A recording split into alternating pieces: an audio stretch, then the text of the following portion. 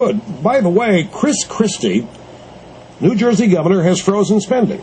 The state's budget is in shambles. He has sliced into the school surpluses, the New Jersey transit subsidies. The Democrats are furious. They're furious because he's doing exactly what he promised he would do. This is the common sense we've been waiting for. We weren't waiting for somebody to lower the seas. We were waiting for an elected official in an executive branch to lower the sea of red ink and to get some sensibility back to budgeting. We were waiting for a leader with guts to heal the spending sickness that grips bureaucrats and big spenders in legislature after legislature after legislature. This is the kind of thing the Tea Party people are demanding. And this, my friends, I hope is just the beginning. Every state is going to have to face tough decisions, and they're going to be state workers, many of them union workers. They're going to get laid off.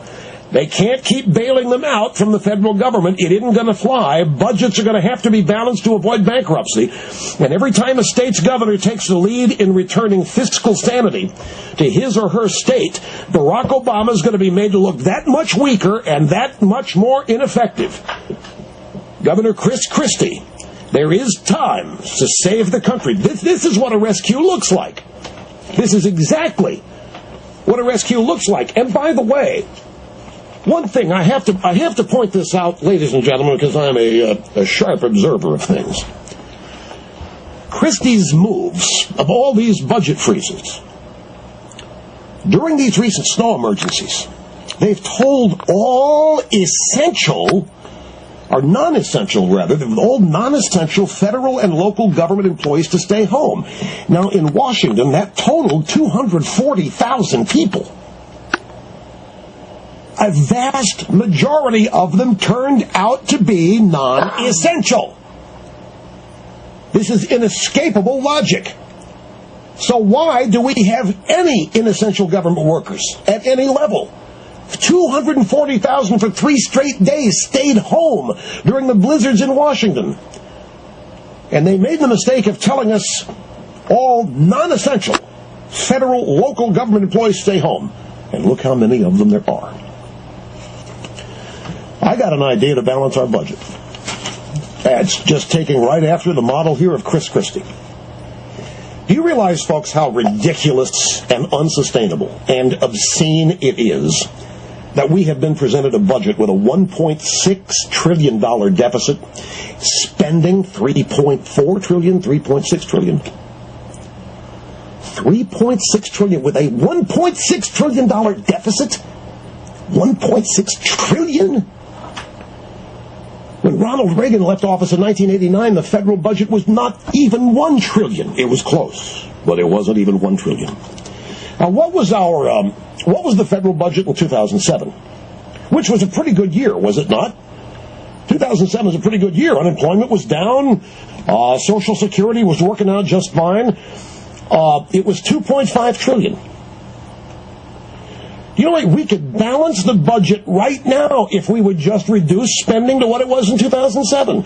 Are you trying to tell me that we cannot forget what we have spent the following 3 years, just the past 3 years? The country will not function if we do that? This is so absurd. It is ridiculous that we are facing this. But at least Governor Christie is showing the way. The state's budget is in shambles. The liberals are squealing like stuck pigs, but he's doing exactly what people elected him to do. The governor also cut state subsidies to New Jersey Transit, saying it needs to become fiscally efficient, revisit its rich union contracts, Christie said, and they may also have to consider service reductions or fare increases. Ladies and gentlemen, is it wrong to love another man? Because I love Chris Christie. Taking on rich union contracts, this is what is going to have to be done at the state and city level to balance these budgets in the states and cities and counties. That's where all of this waste is. That's where all the stimulus money went that was spent last year. It went to bail out states to make sure that public employee union people were not laid off. But the day is coming. So the Obama budget The Obama budget has $2.5 trillion of taxes. That's what they estimate. With $3.8 trillion of spending. Thomas G. Donlan of Barron's, February 8th issue, page 47. Tax revenue is expected to reach $2.5 trillion next year, pretty much what the government spent in 2007. So, 2007 was a good year, pretty good year. 3 years ago, just 3 years ago, before the liberals took Congress, this is the key, 2007 is when Pelosi and the Democrats took over the House to join the Democrats in the Senate. And you look at the explosion since 2007. They turned a manageable deficit into a $1.6 trillion nightmare. So we have a really solid idea here. A rallying cry that could unite the Republicans and the Conservatives and the Tea Party and the Independents and even some liberals, those who pay taxes. Just roll back spending to 2007 levels before Pelosi took over. Roll back spending to 2007 before Pelosi and the Democrats wrecked the U.S. budget. In other words, roll back Pelosi. Just roll back. Say it together, folks. Say it. Roll back Pelosi. Say it with me. Roll back Pelosi. Because that's where the damage began, and it has been it has been expanded by Obama and Democrat control of the Senate. It is obscene. Roll back Pelosi. By the way, we just learned that the vegetarian lifestyle is causing global warming in Europe. Certainly a place you might consider moving. This is from FoxNews.com. Congestion pricing to reduce car travel. Elimination of curbside parking. A carbon tax of some kind, not to mention taxes on plastic and paper bags. Advocating vegetarianism and veganism, complete with meatless or vegan Mondays. Those are just some of the proposals put forth by the Cambridge Climate Congress. This is the hometown of Harvard. The Cambridge Climate Congress, an entity created in May of last year to respond to the climate emergency plaguing Cambridge. Going green will not be optional in Cambridge. If the Cambridge Climate Congress has its way, it will be mandatory.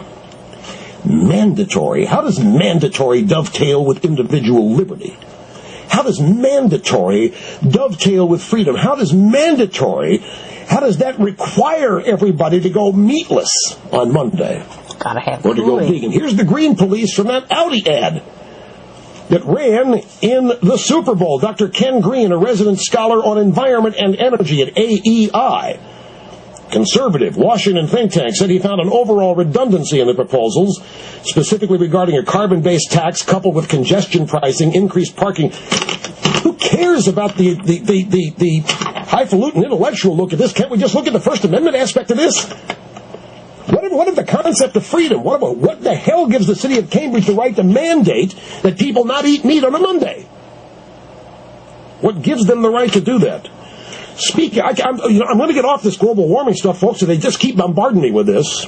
From the UK Guardian, get this now, a member of an independent panel to investigate claims that climate scientists basically ran a hoax at the University of East Anglia, has been forced to resign.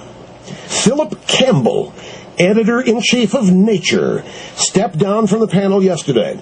Did you know that they had set up this independent panel to investigate what the hell happened at the Hadley Climate Research Unit at East Anglia? How did this hoax happen? How did this scam happen? What in the world went wrong? Why were they hiding the decline? All this was to be investigated. And this guy from Nature was on the panel. And he was forced off after an interview emerged in which he said that there was nothing to suggest a cover-up by climate scientists at the University of East Anglia. There was nothing. Nothing. Not one thing to suggest a cover-up. He said, I made the remarks in good faith on the basis of media reports. Nature.